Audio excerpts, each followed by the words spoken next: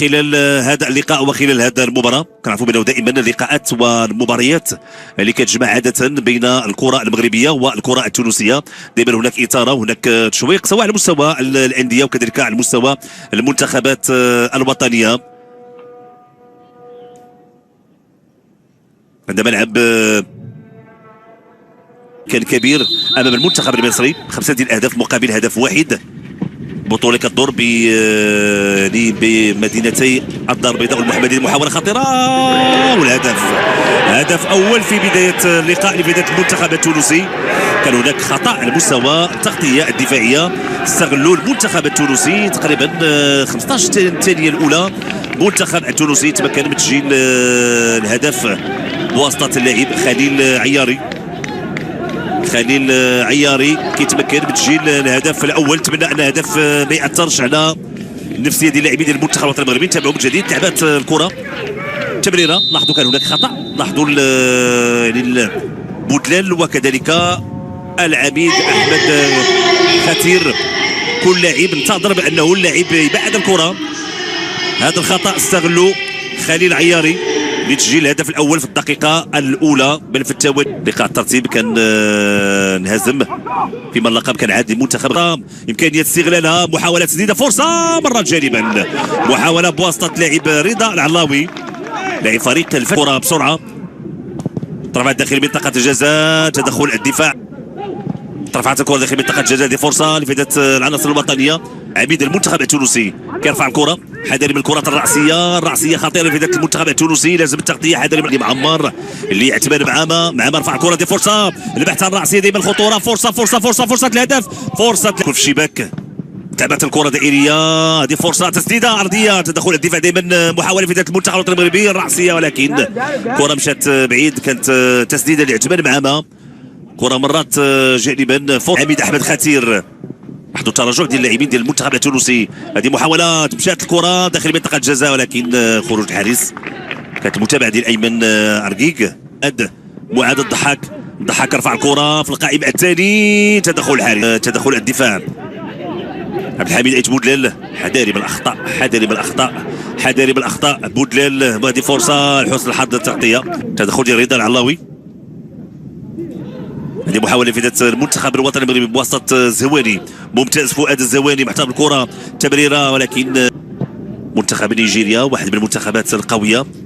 هذه فرصة ومحاولة في ذات المنتخب الوطني المغربي دخول داخل منطقة الجزاء. تمريرة فرصة زواني وخليل عياري مسجل الهدف. هنا المحاولة. لاحظوا التمريرة طريقة باش خدا الكرة باش يعني حصل الكرة. ممتاز اللاعب فؤاد الزواني. التمريرة عند اللاعب علي معمر. رفع الكرة. هذه فرصة المنتخب الجزائري 72. هذه فرصة لفائدة المنتخب الوطني المغربي داخل منطقة الجزاء. تجديد. لاحظوا الآن الضغط بالنسبة للعناصر الوطنية. ممتاز فرصة. إمكانية تمرير فرصة الهدف ولكن تدخل وإبعاد الكرة. اعتماد معامة كنقول بأنه قام بكل شيء. دخول داخل منطقة الجزاء. لعبات الكرة دائرية. البحث عن الرأسية. تدخل قيم دور جيد على مستوى الجهة اليسرى. رفع الكرة داخل منطقة الجزاء. هذه محاولة. خروج حارس. لعبات الكرة الدائرية الرأسية. فرصة لفائدة المنتخب الوطني المغربي. تضرب بضربة جزاء. تدخل اعتقد انه لاحظوا رفع الرجل للامام بهذا الشكل وبالتالي اعتقد انه لمس اعتماد معامة. كانت المطالبة بخريط العلاوي. هذه محاولة. إمكانية تمرير فرصة لفائدة المنتخب الوطني المغربي. تمريرة عند اللاعب عثمان معامة. فرصة. تدخل الحارس. تسديدة عثمان معامة وتدخل الحارس ريان بسباس في الكرة الأخيرة. إمكانية التمرير من طرف لاعب فؤاد الزهواني. رفع الكرة. فرصة رأسية.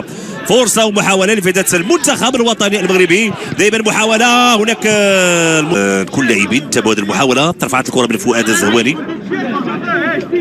اصطدام كان قوي واصطدام عفوي. كان ارتقاء ديال رضا العلاوي. نتابع من جديد هذه الفرصة وديال المحاولة. سمير المرابط رقم 8 امان الله محرزي هو اللي مسك هذه المحاولة بواسطة لاعب معاذ تمريره ممتازه، هذه فرصه تسديده دائما مغربي عند عثمان معاما، هذه فرصه بالكعب، محاوله داخل منطقه الجزاء، امكانيه تسجيل، امكانيه تسجيل، تدخل الدفاع، كانت فرصه ومحاوله دائما لفتاه المنتخب الوطني المغربي، هذه فرصه تدخل والكره في الركنيه.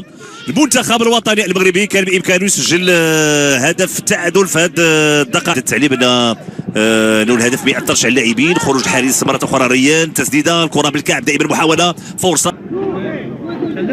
اللاعبين تابعوا المحاوله اللي عرفت تدخل الدفاع، ثم سعد الحداد كان بامكانه يضع الكره في الشباك لولا تدخل الدفاع ديال سانتوس ليبيا الجزائر، محتلين المركزين الاول والثاني. اللاعب فؤاد الزواني مراوغه، هناك خطا بالفعل. معاذ الضحاك يسدد، فرصه، هدف تعادل لفائده المنتخب الوطني المغربي.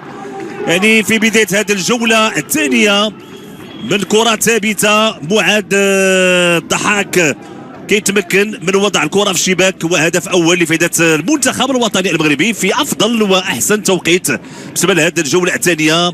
ذكاء كان كبير من لاعب معاذ الضحاك، وبالتالي فرحه كبيره للاعبين وللطاقم التقني اكيد تحت قياده محمد وهبي. نتابع من جديد محمد، سيده قويه، معاذ الضحاك، يعني محمد وهبي افضل توقيت كان يختاره من اجل العوده في النتيجه. تقريبا 3 او 4 ديال الدقائق على بدايه هذا الشوط الثاني، لعبت الكره، تسديده قويه لمست احد المدافعين، وبالتالي عانق هذه الجوله الثانيه. بالتالي المنتخب الوطني المغربي هذه الان غيتحرر من كل الضغوطات. مراوغه ممتازه من مساعد الحداد، محاوله في ذات المنتخب الوطني المغربي بواسطه لاعب علي معمر، مشات الكره في الجهه اليمنى. نتابع هذه المحاوله، رفعت الكره داخل منطقه الجزاء، فرصه، هدف جميل من كره ثابته. تبدو المحاوله، مراوغه اولى وثانيه، هذه فرصه، تسديده، القائم مره اخرى، فرصه، امكانيه الهدف الثاني، تدخل وكره مشات فوق المرمى. ممتاز اللاعب سعد الحداد، كان بامكانه يسجل الهدف الثاني لفائده المنتخب الوطني المغربي. غادي نتابعوا المراوغه الفنيه، مراوغه اولى وثانيه ثالثه، يسدد لانه حتى الحارس ما كانش هناك رده فعل. الكره ارتطمت بالقائم الايسر، ثم محاوله دخول داخل منطقه الجزاء، خروج الحارس 4 ديال اللاعبين يشكلوا الحائط. سنتابع هذا الخطا. عياري، كره فوق المرمى بعيده، احتفظ بها الكره، حداد رفع الكره، هذه فرصه راسيه لبحث على الرابط، هذه فرصه كانت فكره جيده، لا ادم مختاري، رفعت الكره الراسيه، منتخب الاوروغواي، هذه فرصه ومحاوله لفائده المنتخب الوطني المغربي، تدخل، هذه فرصه، معاذ الضحاك، محاوله لفائده المنتخب الوطني المغربي، فرصه، الهدف، هدف ثاني لفائده المنتخب الوطني المغربي بواسطه اللاعب رضا العلاوي كيتمكن من تسجيل الهدف جميل بعد التمريره. رضا العلاوي كيتمكن من وضع الكره في الشباك، لاعب فريق الفتح الرياضي، وهدف ثاني المنتخب الوطني المغربي. ريمونتادا والعوده من جديد بقوه في هذه المباراه. تسجيل الهدف الثاني طريقه ممتازه، وتلعبات الكره من الخلف، تمريره اللاعب رضا العلاوي اللي تمكن من تسجيل الهدف الثاني. بالتالي المنتخب الوطني المغربي كياخذ الان السبق في هذه المباراه امام المنتخب التونسي. لاحظوا من جديد معاذ الضحاك، لاحظوا الطريقه باش مرر، والختم كان بطريقه ممتازه. لاحظوا معاذ يمرر للاعب رضا العلاوي، كيتمكن من تسجيل الهدف الثاني لفائده المنتخب.